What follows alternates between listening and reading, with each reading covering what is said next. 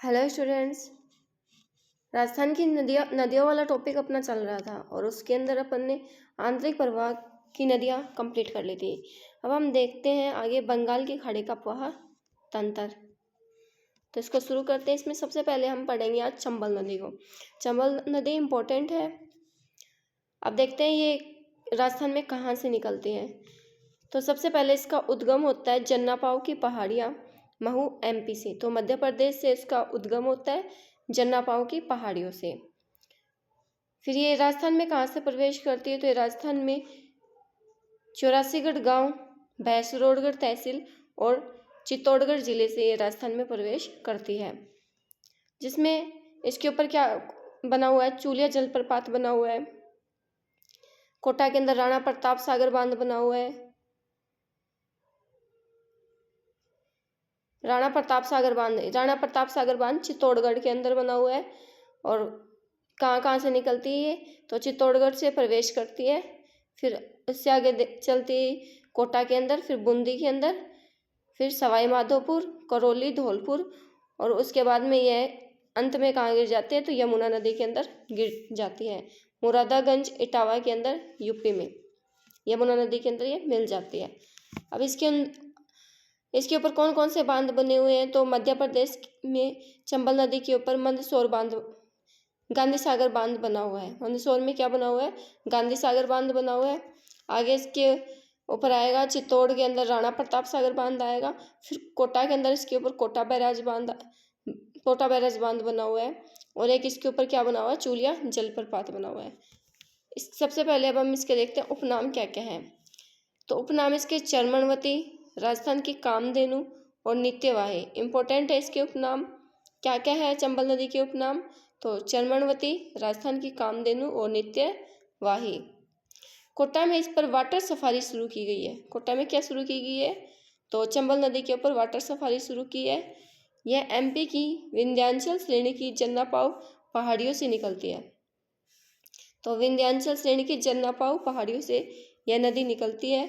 और इसके बाद एमपी, राजस्थान व यूपी में से प्रवाहित होने के बाद यूपी के मुरादगंज के निकट यमुना के अंदर मिल जाती है।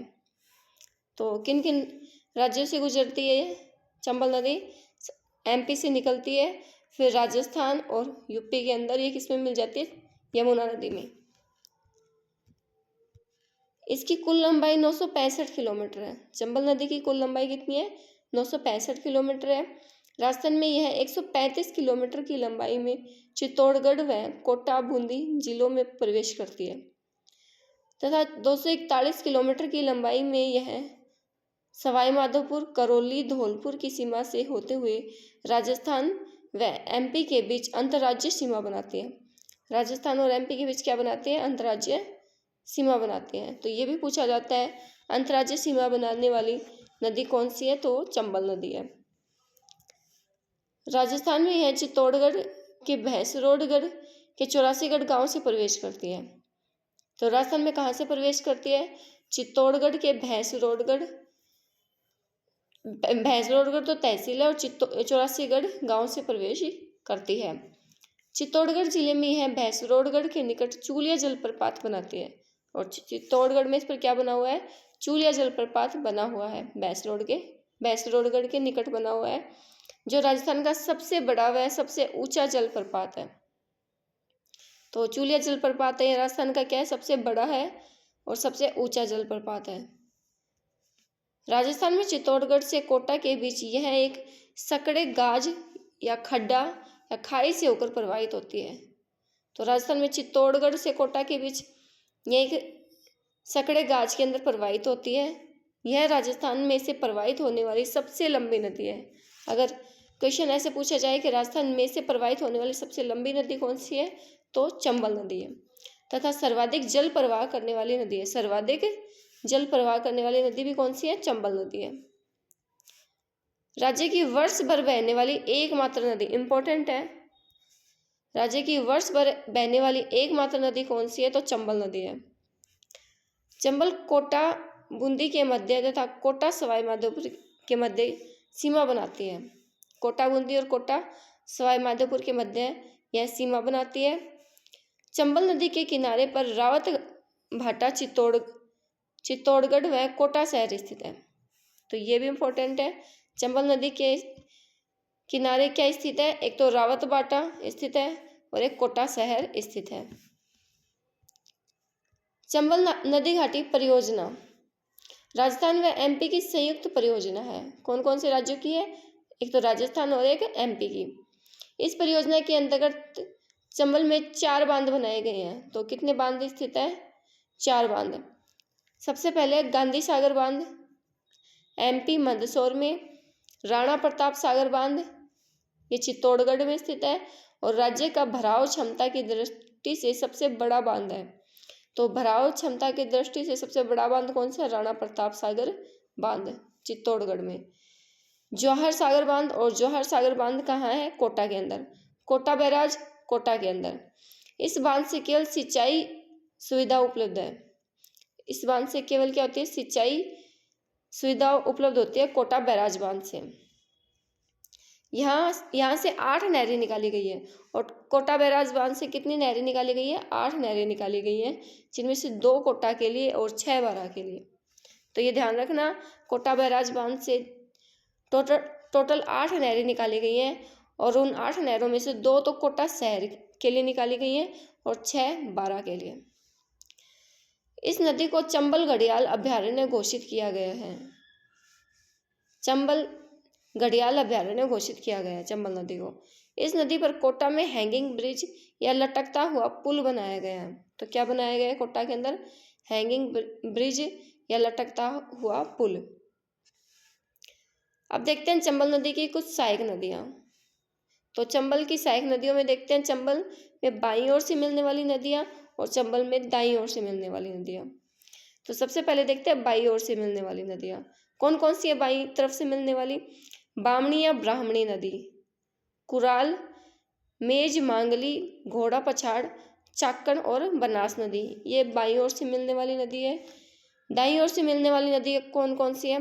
तो कुन्नू, पार्वती, काली सिंध, आहू, परवन, छापी, चोली, निवाज, काली खो, बैथली, अंधेरी, लहासी, विलास और काली खाड़, ये सभी चंबल में दाईं ओर से मिलने वाली सहायक नदियां हैं।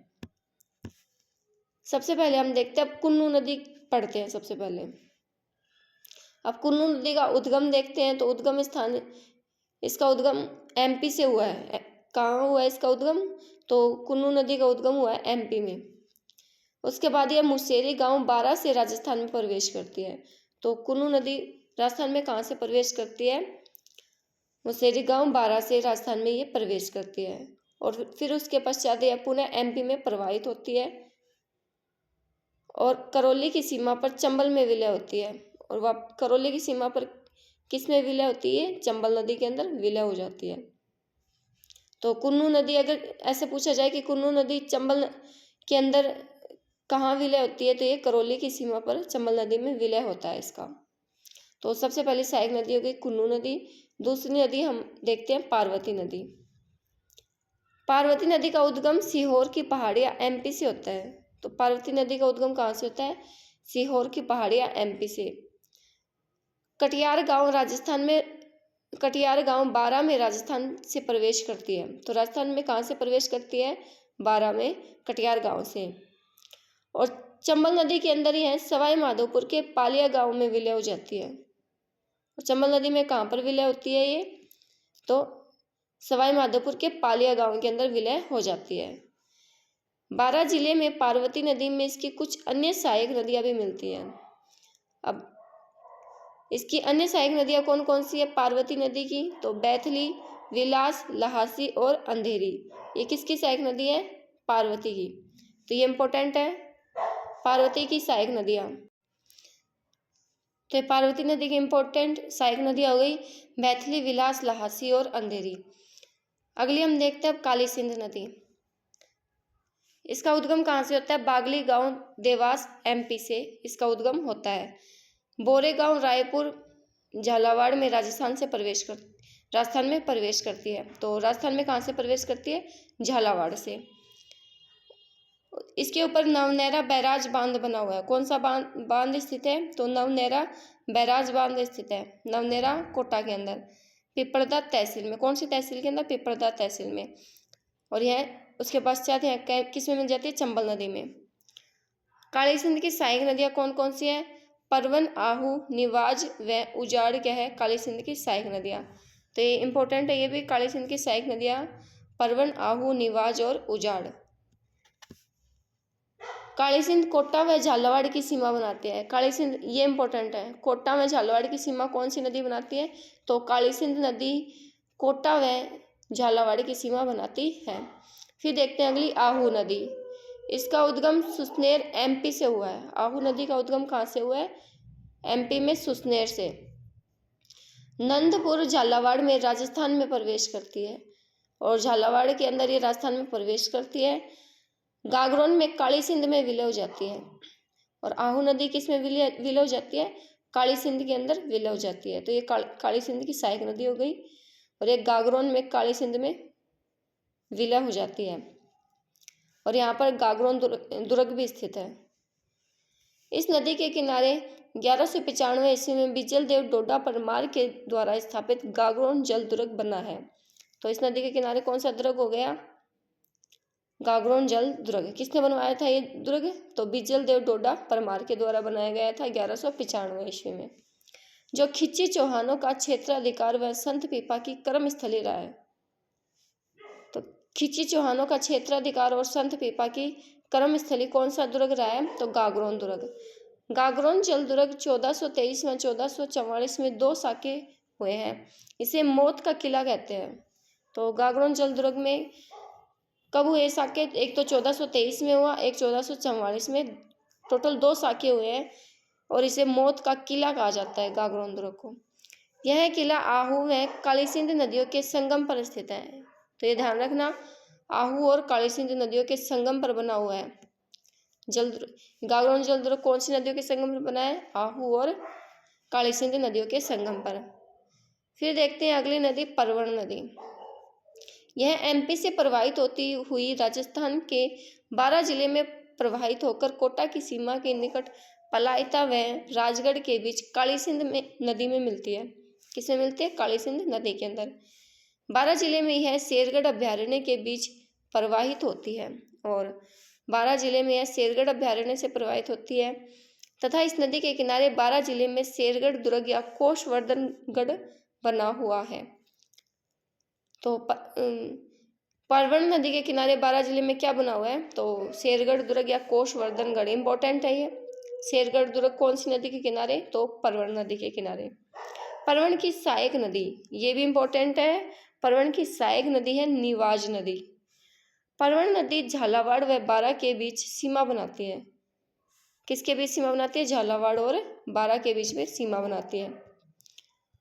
आगे देखते हैं आलनिया नदी। और आलनिया नदी का उद्गम होता है झालावाड़ के अंदर, और यहाँ कोटा में चंबल में विलय हो जाता है इसका। फिर देखते हैं चंद्रभागा नदी। और चंद्रभागा नदी का उद्गम एमपी से होता है, और इसके ऊपर झालरापाटन शहर बना हुआ है। ये पूछा जाता है, झालरापाटन शहर कौन सी नदी के किनारे स्थित है? तो चंद्रभागा नदी के किनारे। आगे इसमें गोमती सागर बांध भी बना हुआ है चंद्रभागा नदी पर।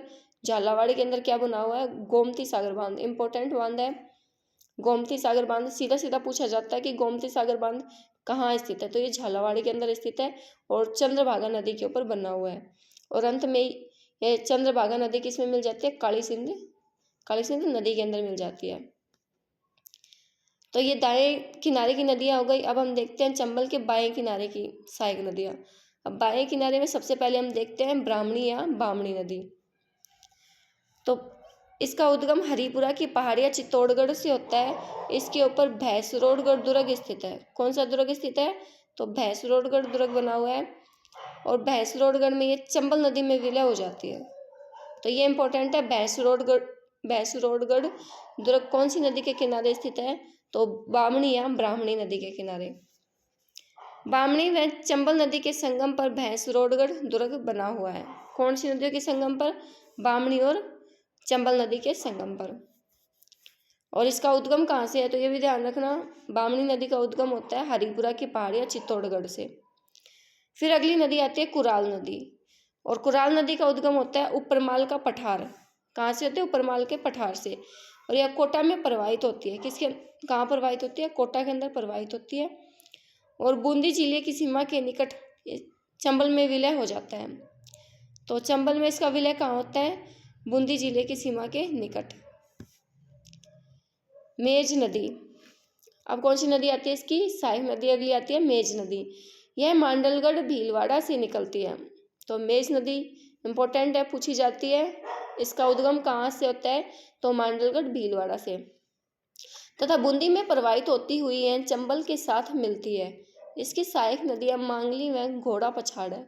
सहायक नदियाँ कौन सी है? तो मेज नदी की सहायक नदी है मांगली व घोड़ा पछाड़, इंपॉर्टेंट है, जो बूंदी में इसके साथ मिलती है। कहाँ मिलती है? बूंदी के अंदर। फिर अगली नदी आती है चाकण नदी। बूंदी जिले के नैनवा में इस पर चाकण बांध बना हुआ है। चाकण नदी पर कौन सा बांध बना हुआ है? तो चाकण बांध। बूंदी की पहाड़ियों से निकलती है ये चाकण नदी और नैनवा गांव में इसके ऊपर चाकण बांध बना हुआ है। और उसके पश्चात यह करणपुरा सवाई माधोपुर में चंबल में विलय हो जाती है। कहाँ पे विलय होती है? चंबल के अंदर, तो सवाई माधोपुर के अंदर।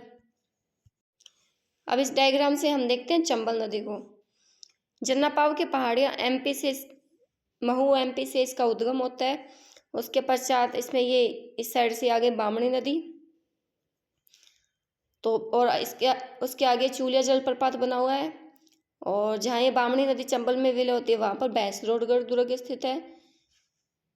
ये काली सिंध नदी हो गई। और काली सिंध और आहू नदी, आहू किसकी सहायक नदी है? काली सिंध की। और काली सिंध और आहू के संगम पर कौन सा दुर्ग बना हुआ है? तो गागरोन दुर्ग स्थित है।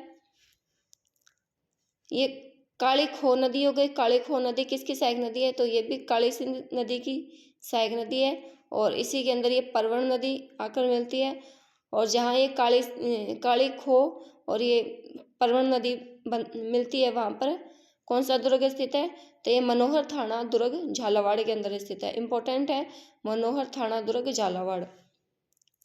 कौन सी नदियों के संगम पर बना हुआ है? तो काली खाड़ी या फिर काली खो नदी और परवण नदी के किनारे पर के संगम पर बना हुआ है।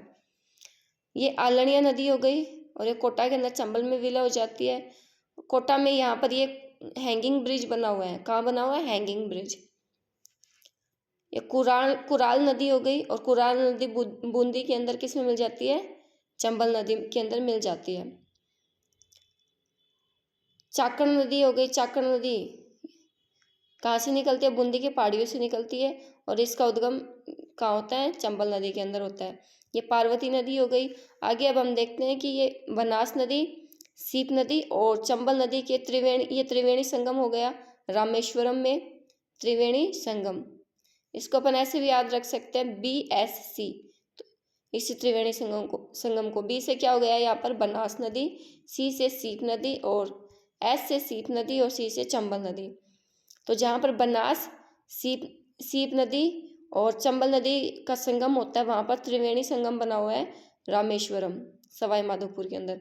आगे इसमें एक कुन्नू नदी हो गई और अंत में जाकर यह यमुना नदी के अंदर मिल जाती है। और इस रामेश्वरम जो त्रिवेणी संगम है इसको मीणाओं का कुंभ कहते हैं। रामेश्वरम को क्या कहते हैं? मीणाओं का कुंभ। तो ये भी ध्यान रखना, इसे कहते हैं मीणाओं का कुंभ। आगे इसमें अभी सहायक नदी, इसकी अगली सहायक नदी आती है वो है बनास नदी। और ये बनास नदी हम करेंगे अगली वीडियो के अंदर। तो मिलते हैं अब हम अगली नेक्स्ट वीडियो के अंदर।